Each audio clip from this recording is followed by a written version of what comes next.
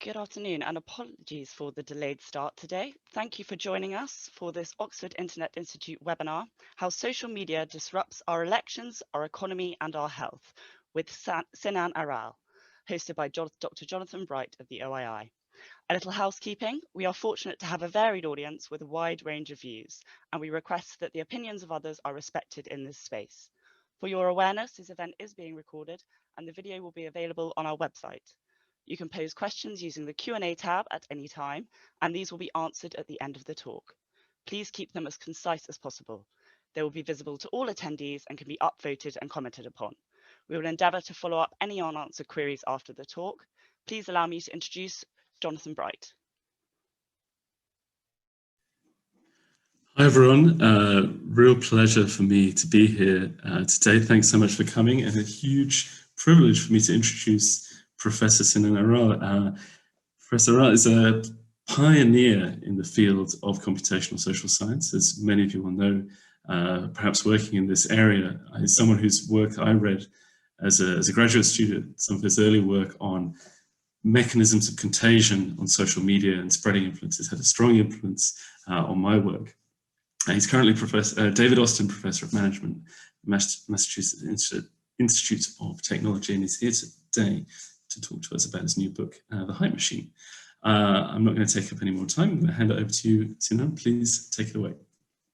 Thanks. Thank you very much, Jonathan. It's a real pleasure to be here. And let me just first take full responsibility for the delayed start this morning. It is Thanksgiving here in the United States, and I have a house full of people, including my son who woke up late, who need to be fed immediately upon waking up. And so being responsible for that and talking about the hype machine sometimes come into conflict. So I will take full responsibility for the late start this morning. And thank you again to everyone for coming, and to the Oxford Internet Institute and Oxford University for hosting, and to Dr. Bright for facilitating the discussion. It's a real honor for me because I've had so many great interactions with the Oxford Internet Institute over the years, have visited numerous times, have had lots of crisscrossing interests and reasons to be together with folks from the Institute. And it's such a fantastic place and such a knowledgeable group of people. These are the conversations that I appreciate perhaps the most, because we can really get into the meat of the substance and talk about things that matter. So without further ado, what I'll try is to give you a whirlwind tour of my new book called The Hype Machine: How Social Media Disrupts Our Elections, Our Economy, and Our Health, and How We Must Adapt. And then hopefully leave plenty of room for discussion and questions. So I'll try to be very quick in my summary, but give you a real sense for why I think this is so important, and really the breadth and depth of what the book covers. So I'm going to share my screen and we'll take it from there. Thank you. Everybody see that okay? Seem to work? All right. I will assume you will tell me if it's not working. Okay. Thank you for that. So the book is about social media, and you cannot turn on your TVs today without some sort of news about how social media is affecting our world. And if you think back to when this all started in the mind's eye of most of the global public, it really went back to the election of 2016 in the United States. And in fact, I actually start the book with the annexation of Crimea in 2014, where I present new evidence about the role of social media in that annexation. It, to me, was one of the most eye-opening stories about how social media affects our world. But for most of the global populace, the Russian interference of 2016 in the US presidential election was really the first time people started to consider how powerful social media might be in our geopolitical events and situations, as well as for many other reasons. So if you think back to 2016, Russia spread manipulative messages to 126 million people in America on Facebook, 20 million on Instagram, 10 million tweets from accounts with 6 million followers on Twitter and 43 hours of YouTube content. And if you fast forward to the current election, what you'll notice is that Russia was a lot more sophisticated in 2020. They began nudging real American citizens to spread manipulative messages rather than impersonating them to get around platform policies around inauthentic speech and content and accounts. They moved their servers to US soil to avoid domestic surveillance because our intelligence community has less legal right to surveil domestically. They infiltrated Iran's cyber war department in order to perhaps launch attacks made to look like they came from Tehran. And although the social media companies did many things in the lead up to the election and during the election, we were not that much more prepared in 2020 than we were in 2016. And we can talk about all of the various actions that the social media companies took ahead of the election, some of which I thought were quite interesting and relevant and useful and maybe should continue after the election is over. But what you'll notice about what's happening in the election now in the United States is that we have a lot of misinformation spreading, not necessarily from Russia, but from domestic sources about election fraud and about how the election went and what happened to the votes and so on. And if ever there was a technology that could seed discord and confusion, this is a perfect example. But it's not just about democracy and elections, it's also about our economy. So in April 2013, the AP press put out this tweet that said, "Breaking, 2 explosions in the White House and Barack Obama has been injured." And this tweet was retweeted 4,000 times in 5 minutes, but it wasn't real news put out by the AP, it was fake news put out by Syrian hackers who had infiltrated the AP Twitter handle. And the hype machine, the social media industrial complex, doesn't live on its own. It's also coupled to lots of other socio-technical systems, like, for example, trading algorithms that trade on the sentiment that is crossing Twitter. And what we saw when this tweet went out was that it triggered trading algorithms that were trading on Twitter sentiment, and it created sell orders for institutional investors that created a massive drop in the stock market that wiped out $140 billion in equity value in a matter of minutes just because of this one tweet. Now imagine that we have hundreds of millions to trillions of tweets every single day, moving markets, moving the fate of small and medium-sized enterprises, large enterprises.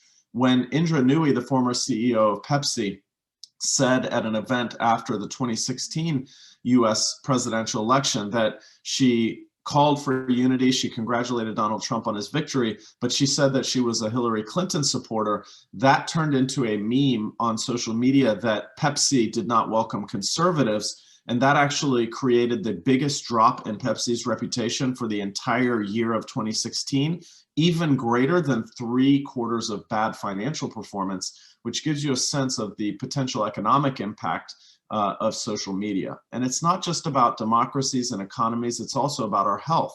So there's a lot of misinformation spreading about COVID-19, about its origin, about hoax cures. And in particular, we're running at the Initiative on the Digital Economy at MIT, which I direct.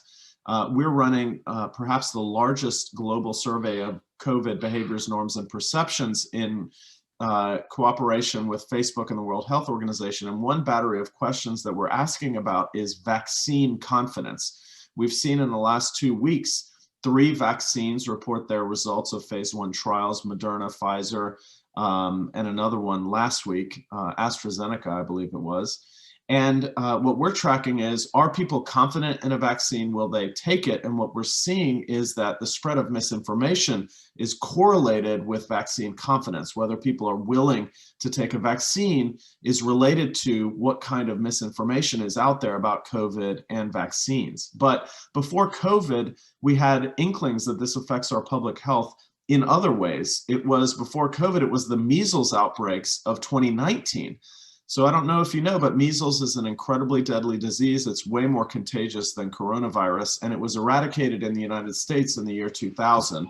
In 2010, there was only 63 cases of measles in the entire United States, but in 2019, we had 1,250 cases in just the first 6 months That's an 1,800% increase in measles that is actually linked in congressional testimony to vaccine hesitance, people not willing to take vaccines.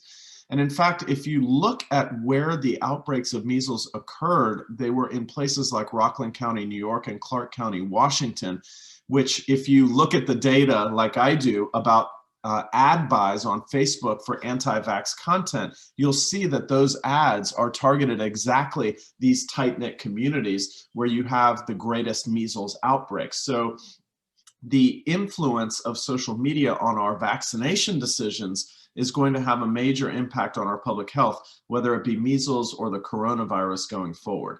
And this is all about the hype machine, the social media industrial complex. It's Facebook, Twitter, Instagram, YouTube, Snapchat, WeChat, and so on. And most of these major companies I've worked with over the last 20 years. But we have to remember, although there's a lot of techno-dystopianism today about perils of social media, we have to remember that it has a lot of promise as well. Let me give you a couple of examples. When Nepal experienced its greatest earthquake in 100 years, Europe donated $3 million to relief efforts, the US $10 million, and Facebook spun up a Donate Now button and raised $15.5 million, more than Europe and the US combined, from 770,000 individual donations in 175 countries, which gives you the sense of the power of the mobilization force of this technology. In the United States, we have the Black Lives Matter movement.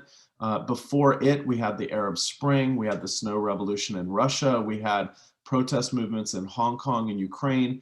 And what we find is that social media is an essential catalyst and an accelerator to these types of social movements. In fact, the founders of the Black Lives Matter movement say that there would be no Black Lives Matter movement in the United States without social media.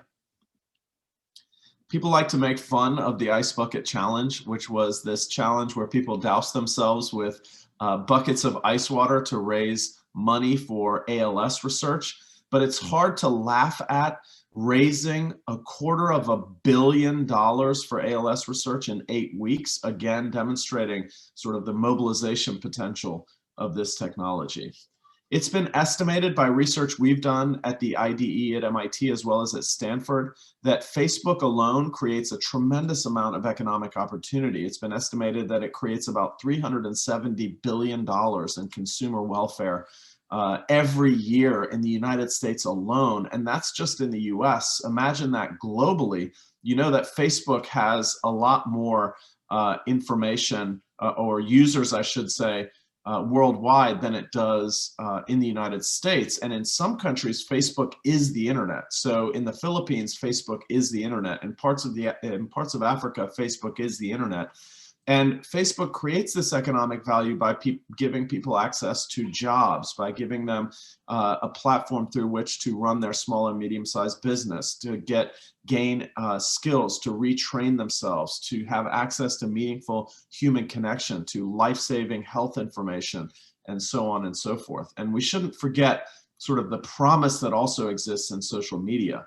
But really, we've experienced what I call a COVID 180 in recent months, which is that before COVID hit, social media was a pariah. Sacha Baron Cohen called it the greatest propaganda machine in history. You will, of course, in the UK, remember the Cambridge Analytica scandal and Alexander Nix, the great hack documentary, as well as the Delete Facebook movement, followed by the Stop Hate for Profit movement and the Social Dilemma movie.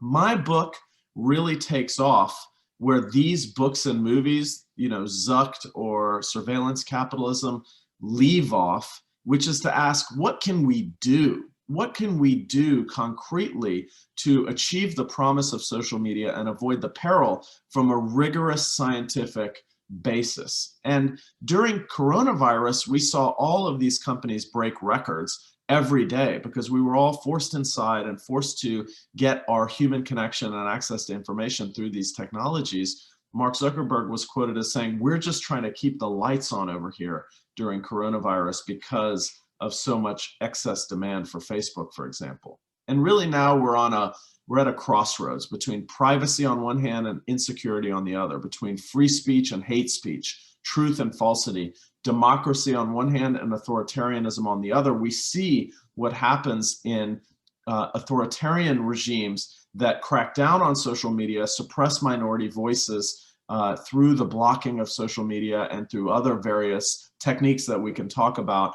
And we're also at a crossroads, obviously, between that meaningful human connection and political polarization that is in part being driven by the algorithms of social media, the science of which I get into in my book. So just to give you a sense for what the book covers, there's a chapter called Your Brain on Social Media, which is all about the neuroscience of what happens in our brains when we use social media. It talks about, for instance, the social brain hypothesis, which is an evolutionary hypothesis that our brains are so large. In fact, our brains are one of the largest of any species on the planet. Our neocortex ratio is one of the largest of any species on the planet. That's the ratio of the neocortex to the rest of the brain. And the social brain hypothesis has accumulated lots of evidence that this is because we evolved to process social signals. We are an incredibly complex social species. We have organizations of hundreds of thousands of people that communicate and coordinate over technology at great distance over the entire globe. And our brains evolved to process the social signals that come from other human beings. So the meteoric rise of social media is in some sense no surprise, because it's like tossing a lit match into a pool of gasoline. Our brains evolved to process these social signals. Then we invented a technology that delivers trillions of social signals to our brains in real time. What our cousin ate for lunch yesterday, how our brother's kids are doing in school over Facebook, you know, what products people are buying, what they're liking, what news they're sharing, and so on. All of these kinds of social signals are what our brains evolved to process about the lives of others, the mental states of others. And then we invented a technology that scaled those social signals like no other. This chapter also goes into the dopamine reward system of the brain that rewards us for the likes and comments we get on our content, that keeps us coming back for more and essentially keeps us addicted to social media. And this is also by design. Sean Parker, one of the founding investors of Facebook, told Mike Allen, a journalist in 2017, that, yeah, we designed Facebook like that, to give you a little dopamine hit every time you got a like or a comment to keep you coming back for more. All of this neuroscience is covered in this chapter.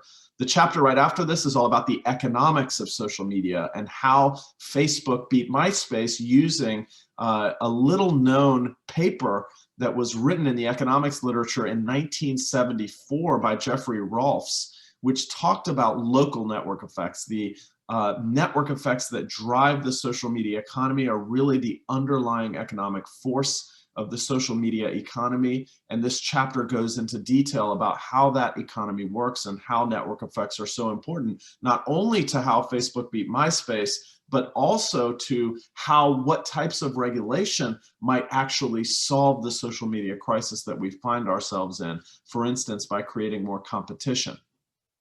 I also get under the hood of the algorithms that drive what we see on social media, and I describe the two most important algorithms: the friend suggestion algorithms that suggest who we should connect to next in the social network and therefore guide the evolution of the online human social network over time, and the feed algorithms that give us the news stories or the content that we read. And I describe both of these algorithms in the context of what I call a hype loop, which is the dynamic interplay of machine intelligence on one hand and human agency and choice on the other, where the machine analyzes our behavior to suggest new friends or content, and then we make choices about which to read and which to discard, feeding back into the machine our preferences, which then create escalating recommendations. That process and understanding agency and structure is a really important part of understanding how social media works. And I put together what I tried to create a lasting framework for how we can think about social media, from the technology trifecta that creates it to the three trends that it engenders: personalized mass persuasion, hyper-socialization, and a tyranny of trends that's based on what I call an attention economy, which describes the business models of these platforms. But the four things that I want to draw your attention to in this framework are the levers. These are the four levers that we have to steer social media towards the promise and away from its peril. And that's money, code, norms, and laws. Money is the business models of the social media platforms, which guide the behavior of the advertisers as well as all the users on the platforms. The code is how the platforms are designed, as well as the algorithms and how they're designed. The norms are how we appropriate the technology and choose to use the technology. And that matters a lot. We can't abdicate our own responsibility in whether we achieve the promise or the peril. And finally, the laws, how we regulate this technology. And when we talk about regulation, the first question that people ask me is, oh, you mean breaking up Facebook? That's what you mean by regulation.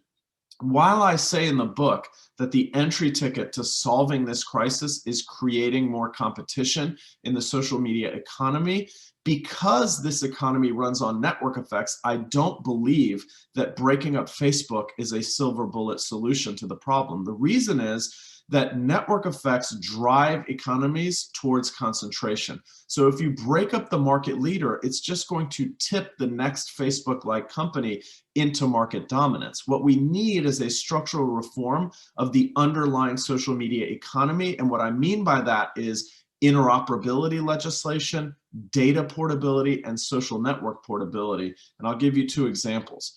When it used to be that you couldn't take your cell phone number with you when you left one cell phone provider to another, both in Europe and the United States. We legislated that they could not keep your number, that you had to be allowed to take your number with you. That is essentially social network portability, your ability to take your network from one provider to another. Why? Because at the time, your cell phone number was your social network. That is how everyone knew to contact you, and preventing you from taking that number essentially forced you to stay on your current provider. If I could take my social network with me from one provider of social media to another, this would create a tremendous amount of competition in the social media economy, and we can talk about in the discussion how that might work. In terms of interoperability, when AOL merged with Time Warner in the United States, we forced AOL to make AIM, their instant messaging product, compatible and interoperable with Yahoo Messenger and Microsoft MSN Messenger. And what happened there is they went from a market share of 65% to 59% 1 year later to 55% 3 years later, and then they ceded the entire market to new entrants. That kind of interoperability would create competition as well in a market run by network effects. We actually have legislation in the US pending before the Congress called the Access Act, which would force any social media network greater than 100 million users to become interoperable on known standards. We also have to think about privacy, obviously. In Europe, you have GDPR. In the United States, the leading law is the California Consumer Protection Act.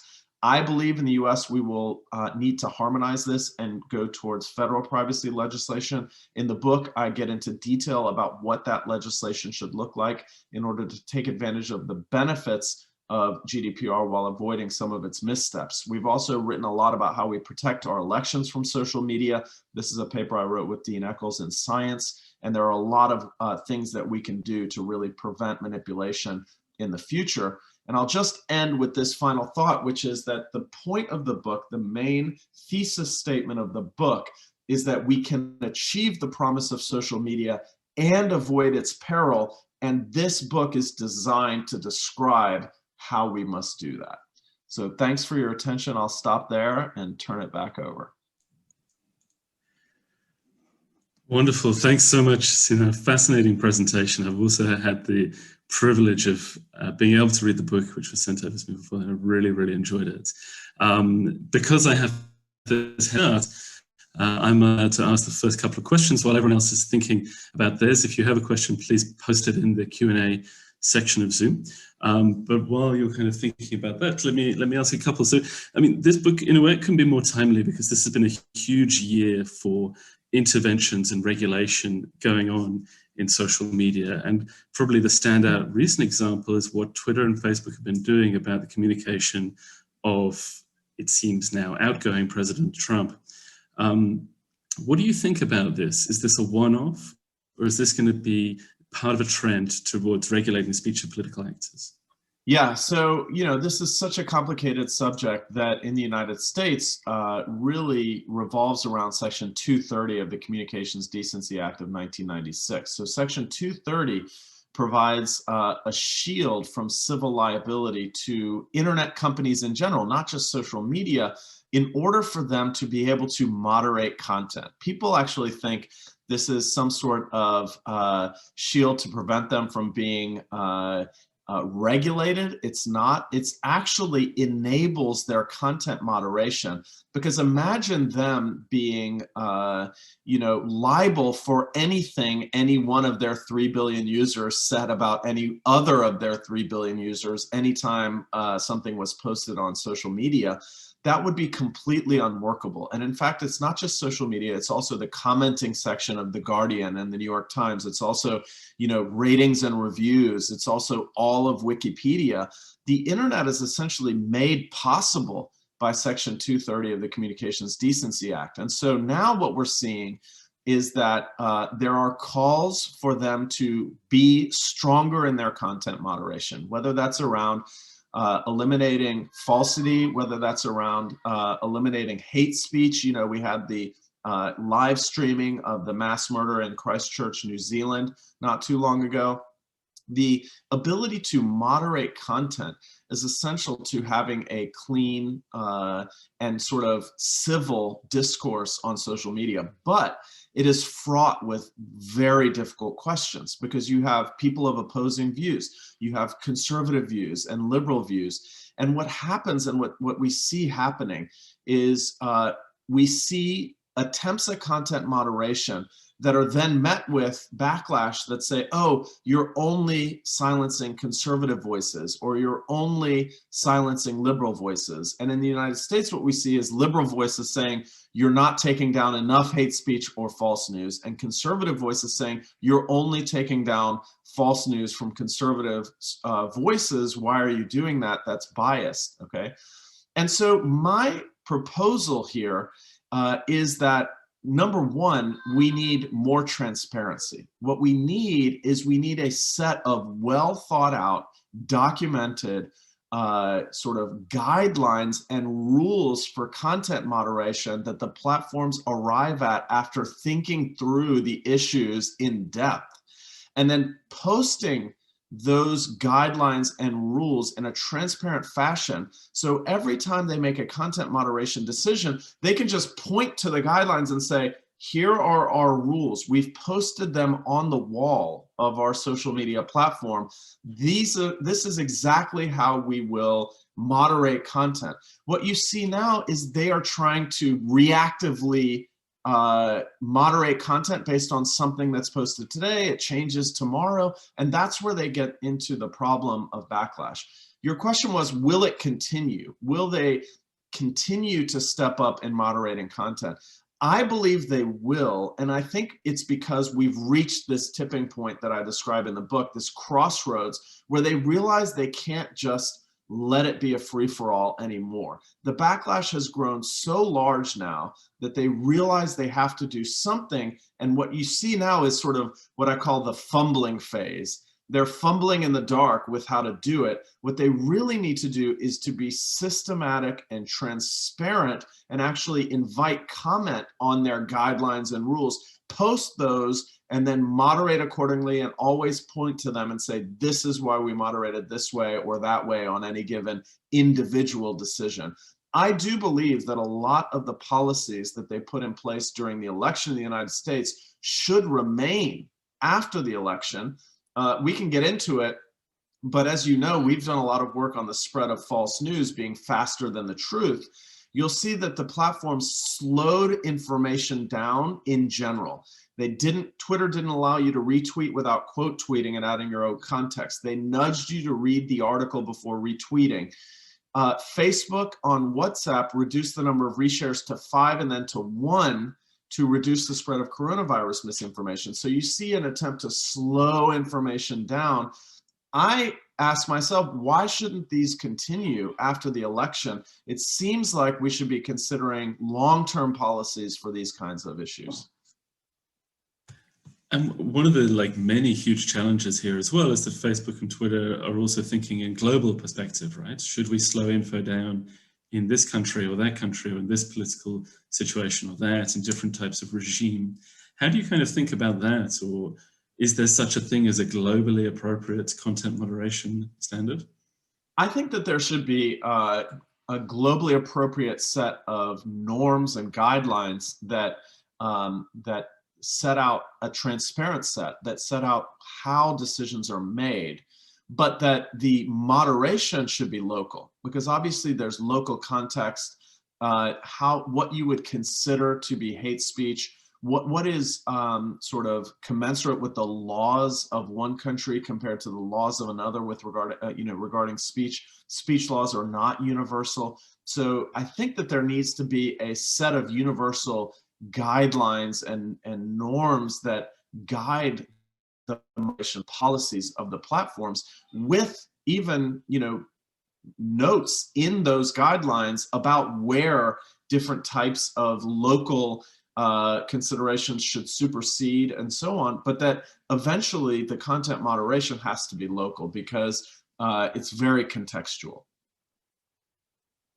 A last question from me, and then I'll go over to the crowd, if you like. You mentioned competition amongst platforms as being key, and of course, one thing that we might be seeing right now, the new Parlay or Parler or however you want to call it, being at the top of the app download charts. Now, we don't know if this is going to happen. There have been other sort of, let's say, politically focused social networks in the past, Gab, but it seems like at least a possibility that we might move to a situation where social networks, if you have a different political opinion, you might be just on a different platform, not even separated into echo chambers on the same platform. How do you feel about that? How do you think about that? Well, I think that this is potentially very destructive. And I think that if you think about this in the global context, you can see it as potentially even more impactful, which is what we're calling the Splinter Net. The idea that certain platforms will be banned in some countries and they will develop their homegrown platforms. We certainly saw this in China. That's how WeChat arose, and I sort of describe that evolution in the book. But also we see that TikTok has been banned in India. There was an attempted ban in the United States that was blocked at the district level. That's the current status now. If you can imagine a bunch of variegated networks across national boundaries, what you might see, and I think is a real threat, is just different realities that are being developed across national borders. And given all of the major global crises that we face, every student of negotiation knows that collaboration and cooperation requires, as a first step, common ground. And if we don't have common ground and common understanding, I think it's very difficult to see us being collaborative and cooperative on a global stage. For instance, how do we solve the climate crisis if the populations of every country have a different view on the reality of climate change that is, borne out in different social networks of very different information spreading? When it comes to Parler or Parlay, I think the people that have used it, or I think they call it Parler. The French might be disappointed in that, but I think that that's also potentially a very similar microcosm where you would have a different set of information, different realities. But you largely see that today as well because of what I describe as homophilous clustering that is accelerated by the algorithms of the hype machine. What that means is that the friend suggestion algorithms, or the people you may know algorithms, suggest to you people like yourself, people who have the same beliefs as you. And as we sequester ourselves into these echo chambers, we're less and less able to have common ground with the other side. And I think that that's potentially very destructive. Thank you. So I'm now going to get a couple of questions from the audience. So remember, guys, you can post your questions there. You can also vote on other people's questions, and I'm going to make use of the voting to understand which ones seem most important. So first question, I'm going to read them out for people who don't have access to the Q&A. to what extent can sandboxes and open source code contribute to creating this competition between social media networks and avoid network effects, and which other non-legislative measures would contribute to increasing competition? Yeah, absolutely. So first of all, there have been moves, and I just think they need a nudge. There have been moves by the social media companies to create interoperability on their own. And I think that this is potentially in an attempt to avoid regulation that forces them to do it. So I think we need both. I really think that if we're going to get interoperability quickly, we're going to need legislation that forces them to be interoperable, and then they can continue to pursue these skunk works that they've started, which I describe in the book, that are baby steps towards interoperability. The legislation will actually force them to do it more quickly and more robustly, in my mind. Now, in terms of open source code and sandboxes and so on, I'm in favor of this. I call for algorithmic transparency. So what I believe is that the algorithms should be transparent. Each algorithm should have a description of what it does, why it's doing what it's doing, and so on. And we should couple that with algorithmic choice. So imagine you go onto Twitter and you can choose from 10 different algorithms, each one which has its own description and its own set of documentation about how it's performed given different kinds of inputs and so on. And then you can set your own feed to be run by algorithm number 1 or algorithm number 7. I believe that would be very beneficial, and I think that they should open it up so that people can submit algorithms that they approve or disapprove of, and that could be done open source so everyone could see transparently what those algorithms look like and how they behave, and then they could be adopted and secured and so on. I believe in algorithmic transparency. I believe in as well algorithmic choice, and I think that would go a long way to breaking some of this uncertainty that we have in terms of why am I seeing what I'm seeing, and why can't I have a feed that's more diverse if I want it, and so on. Thank you. Next question. I'm going to sort of summarize this. You've argued in your book for better labeling on information shared on places like Facebook and Twitter around US election, COVID-19, etc. We've also seen backlash to these labels by individuals who believe they're being censored by big tech as part of the pandemic and things like this. So how can we weigh the potential gains of preventing disinformation against the harm, if you like, of emboldening and confirming users with this type of worldview? Well, I mean, I think this is a really important question, and it really gets to how you label. I think that labeling is different than censorship. It's about providing provenance about the information, right? It's about, where does this information come from? Is this source reliable? What are the basis for my calling a source reliable or unreliable, and so on. And if you just put it in the context of food, when you consume food, it's extensively labeled. You don't see a poultry manufacturer saying, oh, you're unfairly burdening me by labeling the calorie content of my chickens. I know how many trans fats it has. I know if it's produced in a facility that produces wheat or peanuts, if I have an allergy. And this allows me to make better decisions about what I want to consume. But we don't have anywhere near the same types of labels for the information that we consume. And it's really just allowing the populace to be able to make better decisions for themselves about what to believe, what to share, and what to consume in terms of information. Now, how do you deal with the balance between censorship on one hand and providing provenance of information on the other? Well, it comes back to having a transparent set of policies where you are making a universal and transparent set of policies based on certain goals, and then you're adhering to those policies and applying them uniformly across the political spectrum, and then pointing to them and saying, well, this is why we labeled this tweet or that tweet or this Facebook post or that Facebook post. I think that we lack that today, and I think that that emboldens people that that claim, maybe rightfully today, that these are being made on an individual decision and some individual basis, and somehow the platforms are deciding based on who's saying it, whether to censor it or not. If you had a transparent set of standard policies that was known and detailed, and and you sought comment on these and made it had a process for producing them and creating them, I think it would be harder for people to say, well, you're unfairly or unequally applying this standard to me, but not to others. Next question. We have a lot of interesting questions from the audience. While researching for your book, did you come across any country or countries that are doing better in terms of managing the negative effects of social media? If so, how and why?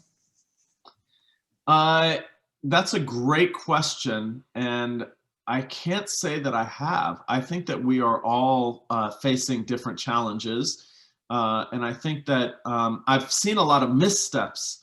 So Jonathan, who's read the book, will remember certain egregious examples of very bad, what I call broadsword policies, that went a long way towards making the problem a lot worse, and actually pushing further towards authoritarianism rather than sort of democracy. And I think that those are sort of, in some sense, obvious examples of bad ways to regulate or deal with social media.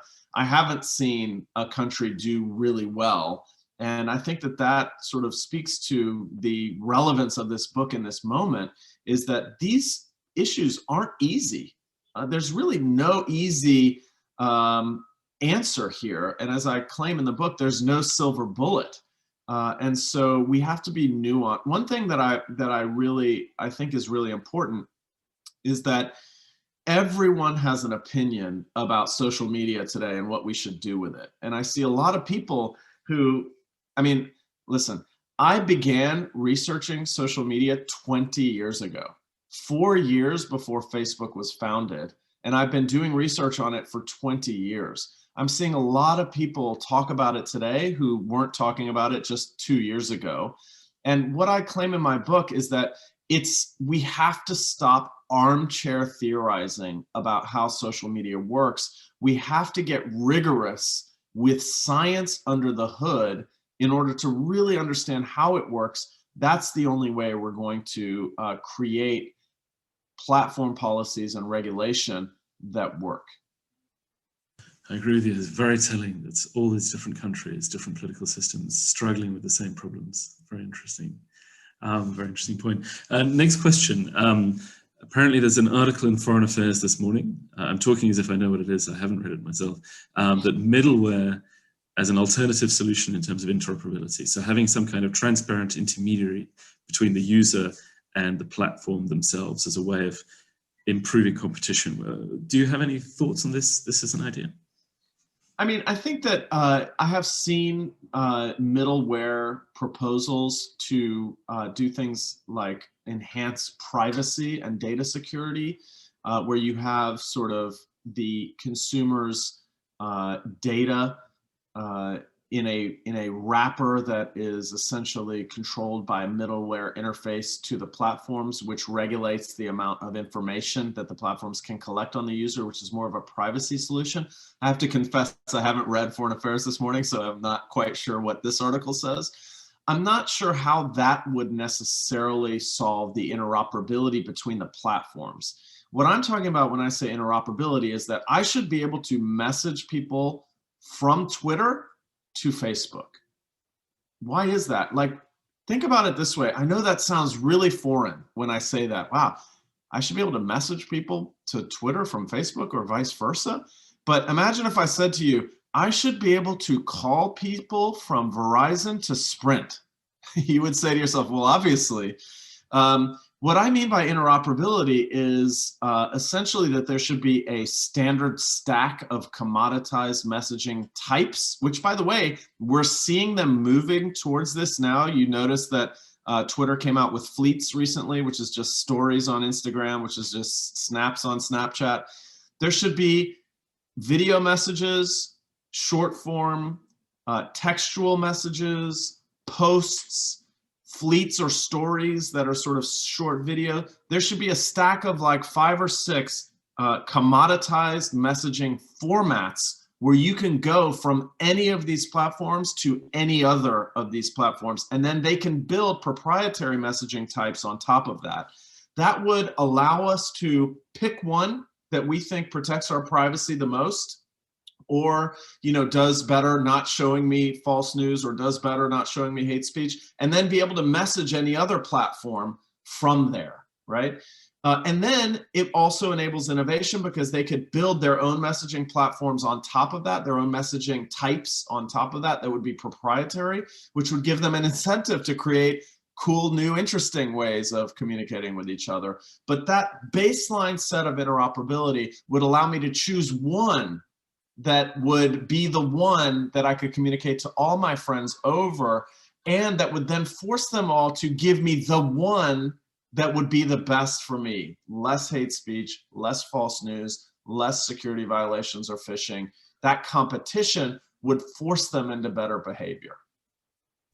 I mean, this is such, I'm going to intervene myself, it's such a radical view of what the social media market should look like. What do you think would happen if we move to that? What would the market, if these people don't rely on access to their huge user base as their, if you like, key to their business? What I think would happen is that they would be forced to compete for their users based on the service that they provided to the users. What they compete based on now, Facebook basically says, if you want to talk to your family, we've got them locked up here and you can only talk to them through us. If you want to switch to Twitter, half of them aren't going to be there and you won't be able to talk to them. That's how they compete today. But if they were interoperable, they would each come to us and say, we've got better security protocols, we've got better privacy standards, we've got a lot less hate speech and false news. You should make us your default communication social media platform. And we'll do better next week. We promise. We're working really hard on it. That's what would happen. The first thing that would happen is that you would see masses of people quit Facebook for other platforms and still be able to talk to their friends on Facebook through the other platform. The same thing happened with AOL Instant Messenger, Yahoo Messenger, and MSN Messenger. When AOL was forced to be interoperable, people were like, well, I don't like AOL's interface. I'm going to go to MSN Messenger and I'll still be able to talk to my friends over who are on AOL. And I think that would create a lot of competition. How interesting, how interesting. I think we've got time for 1 or 2 more. Isabel, you're going to cut me off when I have to stop, of course. Here's a question from Chris Tyson. You mentioned 4 levers that can steer the use of social media: money, code, norms, and law. Which one do you think wields the most power?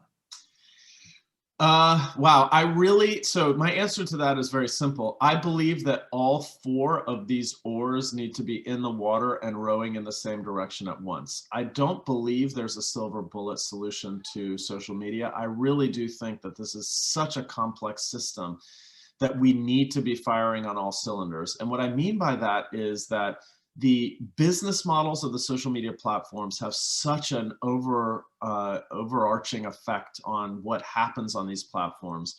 Regulation is so powerful. And I also believe that we can't abdicate our own responsibility. So we are in part to blame for spreading false news because we fall victim to these, hypey, memey, things that we just share without thinking. There's lots of research that shows that false news spreads because we're lazy, not biased. And shout out to David Rand and Gordon Pennycook, who've done a lot of really good work about how people who stop and are reflective believe false news less and share it less, and that little nudges to make us more reflective can be very helpful. If we just took a beat and were a little bit more reflective, we could actually slow the spread of false news quite dramatically, I believe, because the 80-20 rule applies. 80% of the false news memes can be debunked with a single Google search and the first click, which is a debunking link to most of the false news. But we don't do that. We just share it without thinking. So we can't abdicate our own responsibility in this crisis as well. I think I have time for one last question. I'm just going to summarize it briefly. To what extent can we prove, or how would you think about demonstrating whether what we see going on social media, polarization, echo chambers, etc., is the reflection of an existing phenomenon which has already existed in society, or whether it's something that is being driven by social media itself? Yeah, so great question. And I cover this in length in chapter 10, which is called The Wisdom and the Madness of Crowds. And let me first summarize what that chapter is about and then tell you what I think about polarization. So if you remember, James Surowiecki wrote this fantastic book called The Wisdom of Crowds, which actually popularized something that Sir Francis Galton wrote down in Nature 100 years before that, which is that the crowd can be wiser than individuals or experts' opinions by smartly aggregating the crowd's opinion and society's sort of hive mind. But the wisdom of crowds really rests on three principles, which is the independence of the opinions of the crowd, the diversity of opinions in the crowd, and the equality of voice of people in the crowd. And the only problem with Surowiecki's book is that it was written in 2004, the same year that Mark Zuckerberg founded Facebook. And the reason I say that is because social media undermines all three of these pillars simultaneously, which means that it really does push us towards crowd madness. One example of crowd madness is polarization, which is that it sort of pushes us into these echo chambers of different belief sets and therefore affective political polarization. So I go through all of the evidence, not just social media, but all of the political science research on polarization in this chapter. And what I conclude is that this is a very complicated issue. There is no way that social media causes exclusively political polarization, but I also go through all of the large-scale experimental evidence on echo chambers and political polarization and conclude that that evidence is very clear that these algorithms do cause political polarization, echo chambers, and affective political polarization. They've been, which means the hatred between the parties or political ideologies. There have been very large-scale experiments on Facebook that show that the algorithms push us into filter bubbles of content that reinforces our beliefs, that this moves us away from other people's beliefs into these tight-knit communities of opposing views, and that contributes directly to hatred between the ideologies, what we call affective political polarization. So the short answer is, there is very good causal evidence that the algorithms cause and accelerate polarization, but there's also lots of well-documented evidence that polarization is very complex. It has to do with economics, it has to do with political parties positioning themselves, and it's a very complicated set of issues that creates polarization. But there's evidence that there is a causal link between the algorithms and accelerating that polarization, especially when it comes to affective polarization or hatred between the parties or ideologies. Fantastic. I think we have run out of time. Thank you so much, Sinan, for joining us today, for taking time out of your Thanksgiving. I know you're going to have to get back to cooking for people right now, but it's been a real pleasure to have you. The link to Sinan's book is in the chat window. I know there's going to be a recording of this as well, distributed for people who couldn't make it today. And so, yes, that's everything from me. Thanks so much again for being here today. Thank you. I really, really appreciate it. Fantastic conversation. Great questions. Really appreciate you and your community. Thank you for the invitation. Thanks to Sinan for an engaging discussion today, and thank you all for attending. You will receive a follow-up email in due course with the information mentioned in the talk and a link to the recording. The OII are hosting our next Wednesday webinar, Destroy the Internet Advertising Economy with This One Weird Trick, with OII visiting policy fellow Tim Huang on the 2nd of December. please visit the events page of the OII website to sign up. Thank you again and have a wonderful day.